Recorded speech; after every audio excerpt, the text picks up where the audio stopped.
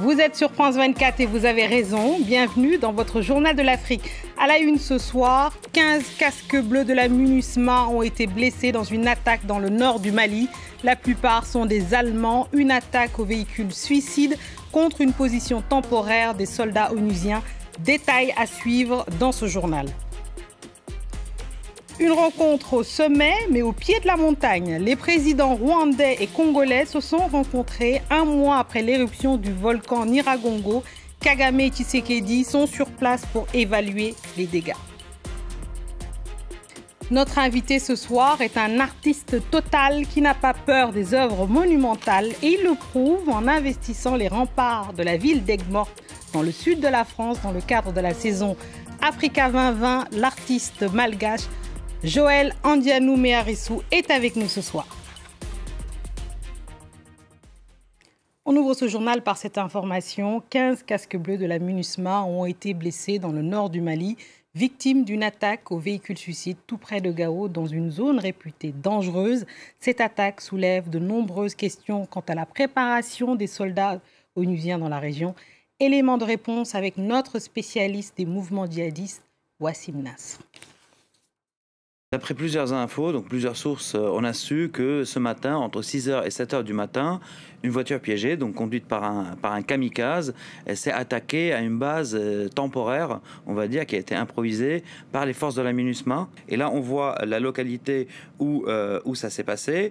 Et on sait, d'après des sources locales aussi, que des blessés ont été acheminés vers Gao et d'autres. Il y a quelques blessés graves qui sont en cours d'acheminement vers l'Allemagne depuis le Niger. D'après ce que j'ai pu savoir, ils accompagnaient ce qu'on appelle l'armée reconstituée malienne, donc des contingents de l'armée malienne qui sont reconstitués vers cette zone-là. Après, est-ce qu'on peut dire, qu'on peut affirmer en tout cas qu'ils étaient mal renseignés, hein, parce qu'ils sont arrivés dans cette zone qui est un fief d'Al-Qaïda, de Jamaat al-Muslimin, donc, et on sait aussi que la veille donc, de la construction de cette base temporaire, ils ont essuyé une attaque avec un engin explosif improvisé, qui n'a pas fait de blessés, qui n'a pas fait de morts, mais c'était la veille de la construction de cette base. Et on sait aussi, par exemple, que dans ce fief d'Al-Qaïda, la première attaque kamikaze avec voiture piégée a été conduite par ce même groupe, donc Jamaat al-Muslimin, en 2017, donc quelques mois, mai 2017, un mois après sa constitution. Donc c'est une zone, ils se sont jetés d'une certaine manière dans la gueule du loup, dans cette zone où AQMI et le JNIM donc, ont une activité assez prononcée depuis des années. En Éthiopie, 3 employés de Médecins sans frontières, une Espagnole et 2 Éthiopiens ont été tués dans la région en guerre du Tigré. Ces victimes se rajoutent aux 64 autres personnes tuées ce mardi sur un marché de la région par une frappe aérienne menée par l'armée éthiopienne. La région était en guerre avec le pouvoir central depuis novembre dernier. Le point avec notre correspondante Maria Gert Nicoliscu.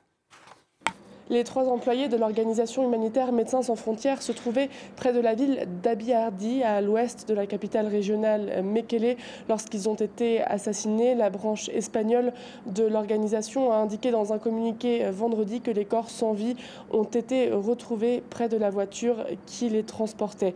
Il n'est pas clair pour l'instant qui est responsable de cette attaque, qui intervient alors que la région du Tigré fait face à une recrudescence des violences, notamment à l'encontre des populations civile. C'est dans la même zone que la ville de Togoga a été frappée mardi par un raid aérien faisant des dizaines de morts et plus de 100 blessés. Le travail des ONG au Tigré est extrêmement dangereux. Plusieurs humanitaires ont déjà été tués depuis le début de cette guerre. Le conflit au Tigré dure depuis le mois de novembre dernier. Il oppose d'un côté l'armée éthiopienne soutenue par les soldats érythréens et de l'autre le TPLF, le Front de libération du peuple du Tigré. L'ONG Médecins sans frontières était une des rares ONG internationales à se rendre dans les zones les plus reculées du Tigré, où les civils font face à une très grave crise humanitaire. Invité par son homologue rwandais, le président de la République démocratique du Congo, Félix Tshisekedi, a été accueilli ce vendredi à Rubavu par le président Paul Kagame. Près d'un mois après l'éruption du volcan Nyiragongo qui a fait 32 morts et poussa près de 20 000 Congolais à trouver refuge au Rwanda, les 2 présidents se sont rendus sur place pour évaluer les dégâts. Simon Wolfart. L'image que l'on gardera sans doute de cette rencontre entre le président rwandais Paul Kagame et son homologue congolais Félix Tshisekedi, c'est celle de deux présidents penchés au-dessus d'une faille d'1 mètre de large, séparant une route en plein cœur de la ville de Rubavu. En effet, les dégâts de l'éruption volcanique du Nyiragongo du 22 mai dernier et des secousses sismiques qui s'en sont suivis sont encore visibles à de nombreux endroits de la ville.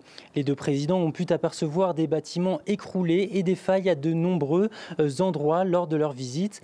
Ils se sont ensuite rendus à l'hôtel Serena de Rubavu où ils se sont entretenus en tête-à-tête pendant près de 2 heures. L'heure est à la coopération entre les deux dirigeants. Depuis l'élection de Félix Tshisekedi, les relations se sont améliorées, tournant la page de 2 décennies de tensions. Aucune déclaration n'a été faite suite à l'entrevue aujourd'hui, mais les deux chefs d'État se retrouveront ce samedi 26 juin à Goma, cette fois en terre congolaise. Plusieurs accords devraient être signés, notamment sur le commerce et l'investissement pour préparer l'entrée de la RDC au sein de la communauté des États d'Afrique de l'Est. Au Sénégal, des heurts ont lieu ce vendredi à Dakar. En cause, le débat à l'Assemblée nationale autour d'une loi controversée de lutte contre le terrorisme. Pour le gouvernement, cette loi vise à harmoniser ces textes nationaux avec les conventions internationales. L'opposition dénonce, elle, un texte fourre-tout et liberticide qui empêche la liberté d'expression et de manifester. Les explications de notre correspondant à Dakar, Elie Mandao. Pour les députés de la majorité présidentielle, cette loi va permettre au Sénégal d'harmoniser ses textes aux conventions internationales qu'il a signées. Le pays se doterait ainsi d'un arsenal législatif pour faire face aux défis du terrorisme. L'opposition ne l'entend pas de cette oreille. Pour elle, certaines dispositions de cette nouvelle loi prêtent à équivoque. Ainsi, les délits d'appel à l'insurrection ou de trouble à l'ordre public, entre autres, les délits qui sont en vue lors des manifestations pourraient être assimilés à des actes terroristes. Ils ont été nombreux, les membres de l'opposition, à se prononcer sur cette question et tous fustigent cette nouvelle loi. Aujourd'hui, en début d'après-midi, à la place de la Nation, l'aile la plus dure de la société civile a manifesté contre cette loi et certains d'entre eux ont été arrêtés. Il s'agit entre autres de Guy Marius Sagna ou encore des rappeurs Nit Doff ou Kilifeu. Je vous propose d'écouter l'avis des manifestants qu'on a croisés. Aujourd'hui, nous ne sommes pas là pour accepter que des députés se réclament députés de la majorité ou de Macky Sall et votent des lois qui sont anticonstitutionnelles et qui sont contre nos droits. Cette loi-là n'avancera jamais ce pays-là. Parce que dès aujourd'hui, nous sommes engagés dans ce combat-là. On ne va pas se laisser faire. On va se battre jour et nuit. Sinon, Macky Sall n'a qu'à renoncer à son programme. Cette controverse intervient 3 mois après les troubles du mois de mars au Sénégal, des troubles qui avaient conduit à la mort de plus d'une dizaine de personnes suite à l'arrestation de l'opposant Ousmane Sonko. Aujourd'hui, à l'Assemblée nationale et même en dehors, des acteurs de la société civile, entre autres, appellent à la responsabilité et à la concertation pour que le Sénégal ne retombe plus dans un cycle de violence. Notre invité de ce soir est un immense artiste malgache qui aime mélanger les matières comme autant de couleurs sur sa palette. Architecte, photographe, scénographe, créateur d'installations en art plastique et j'en passe, et les meilleurs. Un artiste total pour une œuvre monumentale dans la cité médiévale d'Aigues-Mortes dans le cadre de la saison Africa 2020. Joël Adianou Meraïsou, merci d'être avec nous sur le plateau du Journal de l'Afrique de France 24. Bonsoir, merci. Alors, racontez-nous comment est née cette idée d'investir la cité médiévale d'Aigues-Mortes dans le cadre de la saison Africa 2020, dont je rappelle que l'objectif est justement de présenter la culture et des œuvres venant d'Afrique aux Français. Alors, la volonté est arrivée, on va dire, de 2 parties différentes. La première était donc très Africa 2020, donc de la part de Ngoné Fall, qui est on va dire la curateur générale ou la curatrice générale de cette manifestation, et de l'autre côté donc le CMN, qui est le Centre des Monuments Nationaux, qui avait effectivement voulu travailler avec moi depuis longtemps. Donc ils se sont rassemblés et ils m'ont donné effectivement ce terrain de jeu qui n'était pas si évident que ça, à vrai dire, parce que c'était un terrain de jeu rempli d'histoire, c'est un terrain de jeu aussi physiquement qui aujourd'hui, je veux dire, n'est pas si évident parce que ce ne sont pas des salles d'exposition, c'est une promenade. Et voilà, le projet est né il y a à peu près 1 an et demi. Oui, à peu près 1 an et demi. Alors j'ai lu que parmi vos sources d'inspiration, au-delà de la ville et de la cité elle-même médiévale d'Aigues-Mortes, il y a le poète malgache Maurice Ramazourac, qui disait « Viens plus près, ne dis rien, écoute seulement ». Est-ce que c'était ça la volonté de cette exposition, de la voir de plus près, de l'écouter? Est-ce qu'elle s'écoute aussi? Alors, c'est une exposition qui qui rassemble en fait plusieurs histoires. Moi, pour la définir de manière très simple, je dis qu'elle est faite de vraies histoires. Donc la grande histoire de Saint-Louis sur les remparts, donc une histoire effectivement très d'Aigues-Mortes, on va dire très française aussi, ou peut-être très européenne en tous les cas, qui est ancrée sur le territoire. Elle est faite aussi d'histoires qui partent de Madagascar en passant par Paris, qui peuvent aller effectivement ailleurs et en retraversant encore le territoire. Et après, il y a des fabulations. Voilà, je définis un peu cette exposition comme ça. Après, Maurice Ramarzac, qui est un poète malgache qui n'est pas forcément très connu, mais qui en tous les cas a été un très grand ambassadeur pour nous. Moi, ce qui m'a intéressé, c'est que c'est à la fois un poète, mais c'est aussi quelqu'un qui a toujours prôné l'idée du voyage et qui a parlé pendant ses voyages et finalement ses représentations de son pays, à la fois en termes de nostalgie, avec un peu de mélancolie. Parfois, il lançait des vraies choses un peu politiques d'ailleurs dans ses propos. Et je trouvais que pour faire un contrepoint avec un Saint-Louis d'Aigues-Mortes aussi lourd, c'était bien aussi de trouver effectivement un contrepoint de l'autre côté qui vient justement d'une autre partie du monde, et en l'occurrence Madagascar, qui est mon pays de cœur. Et mon pays de sang, bien sûr. Bien sûr, et qui apporte un peu de légèreté à tout ça.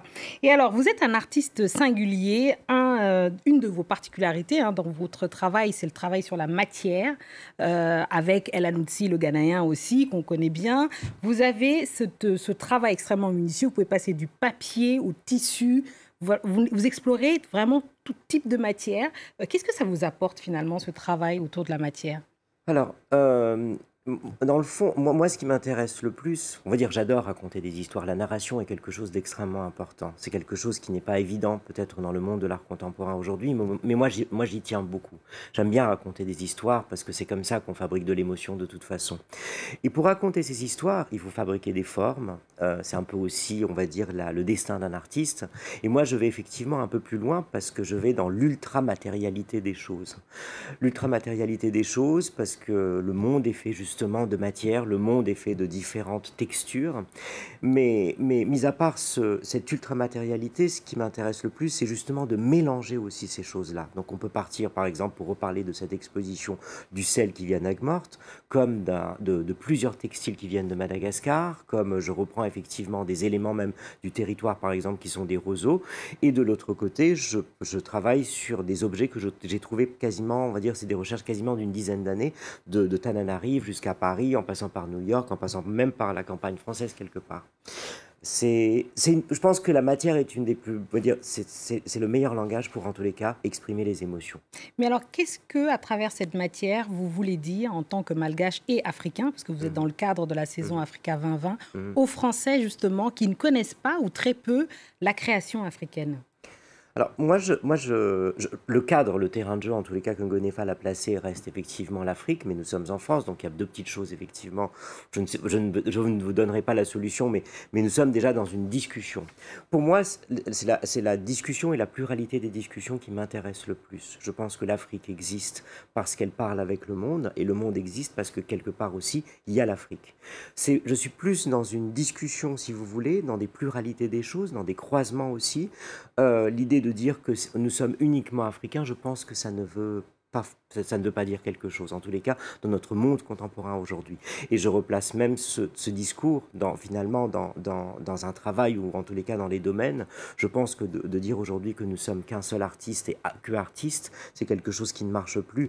Donc moi, je suis un artiste malgache, de sang, de cœur, qui explore effectivement mes émotions malgaches et africaines à travers le monde, mais je reviens aussi dans mon pays, mais j'explore aussi des choses sur le continent.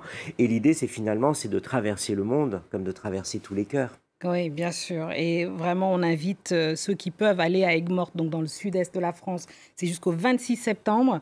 Et j'en profite pour donner votre agenda, parce que je sais que vous êtes très demandé, que vous êtes un peu partout dans le monde, Prague, Miami, Danemark.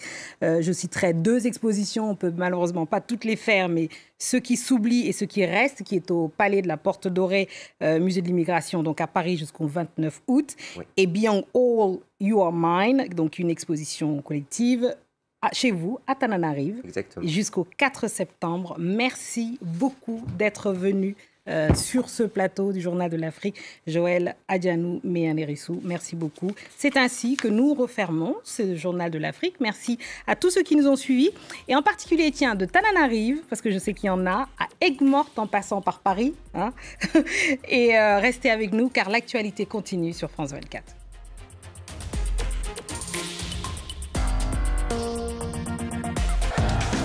RFI et France 24 présentent le Café des Sports, votre nouvelle émission 100% foot. Le Café des Sports, c'est tous les vendredis. Annie Gasnier et ses chroniqueurs analysent et passent en revue toute l'actualité de la semaine. L'Atlético vient de perdre son buteur. Ça va être un avantage psychologique énorme. Carton rouge, carton jaune. Carton vert à un Brésilien, Dani Alves. Débat passionné, analyse. Mais jusqu'où ils vont tenir? On se dit quand même que ça se resserre de plus en plus. Le Café des Sports, à vivre en direct sur RFI et à voir sur France 24. Un Fox non féminin. Fausse information, ensemble de procédés contribuant à la désinformation du public. À France 24, notre travail est de vous donner une information de qualité. Notre rigueur, notre indépendance nous permettent de discerner le vrai du faux. Avec Info ou Intox, apprenez à repérer par vous-même les fausses images sur les réseaux sociaux. Chaque semaine, dans Contrefait, on débusque les fausses nouvelles qui concernent l'Europe. On vérifie, on rectifie. Au quotidien, sur le site d'Info Migrants, nous combattons les rumeurs propagées sur les réseaux sociaux sur la réalité de la migration. France 24, l'info certifiée. Liberté, égalité, actualité. Événement. Je vous donne rendez-vous pour le second tour des élections régionales avec nos envoyés spéciaux et nos invités en plateau. Nous analyserons les résultats à un an de la présidentielle en 2022. Un événement à vivre en direct sur France 24 et sur France24.com.